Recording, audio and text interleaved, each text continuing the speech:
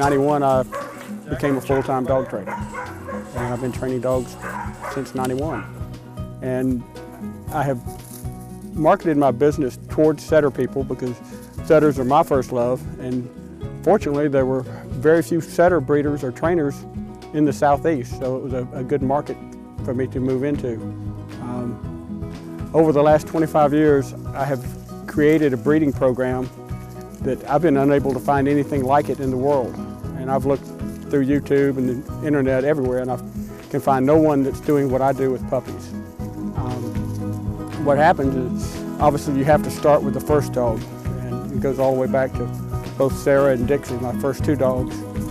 But from every litter, I obviously kept the best dogs.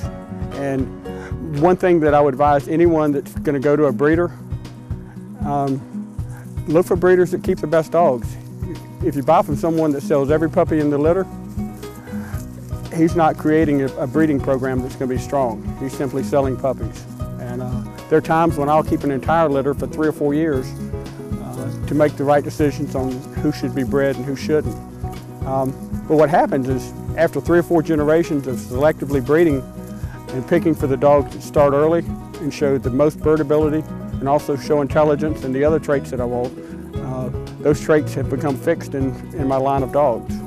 And to go along with that, I've developed a way of training, which, for lack of a better thing, I've started calling it the Sarahsetter way, where I actually take a litter of puppies, and if you think about it, with humans, the doctors tell us all to, or tell women all to stay active, to read to the baby in the womb, bicycle, play classical music for your children. Well, that's what nature has always done for wild animals. Is that mama is out experiencing life, she's carrying her babies with her, and she gets those experiences. When you go to a large breeding kennel that typically would have what's known as a brood bitch, that dog gets bred and she gets put in a kennel, and they don't get her out until she's ready to have her puppies. So there's no stimulation for her.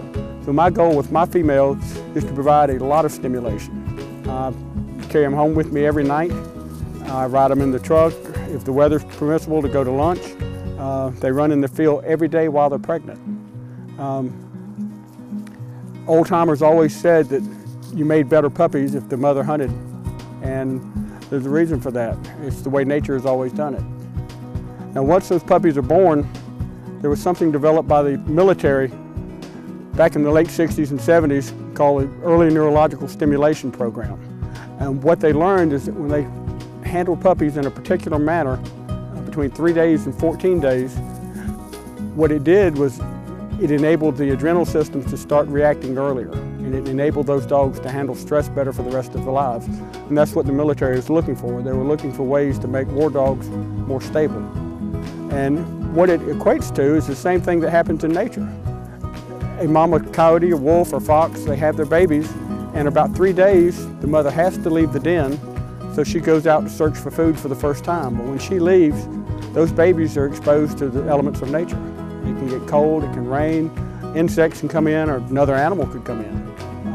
And mother may have a very bad hunt, and she's got to stay out for 6 hours before she can get back to her babies. So nature has always provided those types of stimulation, which created survival of the fittest. You would lose some of those babies, but the ones that made it were better.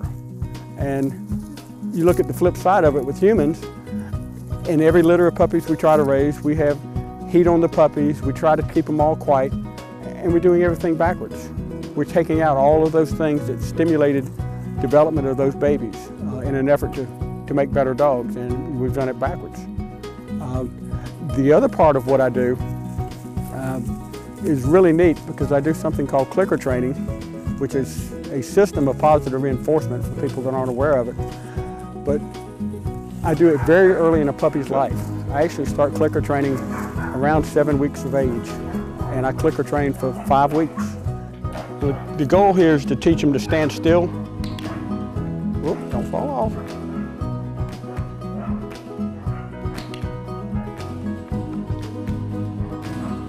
Good. And this is a greedy puppy. He's got to reach out and try to grab it.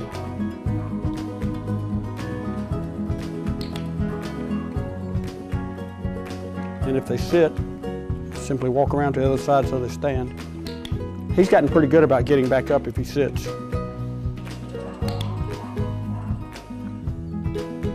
Training with the clicker is a system of positive reinforcement. It was actually developed by the lady that trained the first dolphins. Of course, they use fish and whistles. And you only reward what's right and you ignore what's wrong. And it's amazing how fast animals can learn, and they'll do what they did before to get another treat.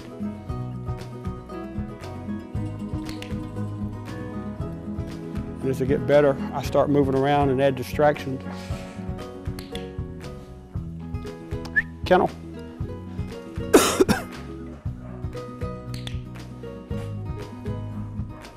And they've been taught to sit in the kennel.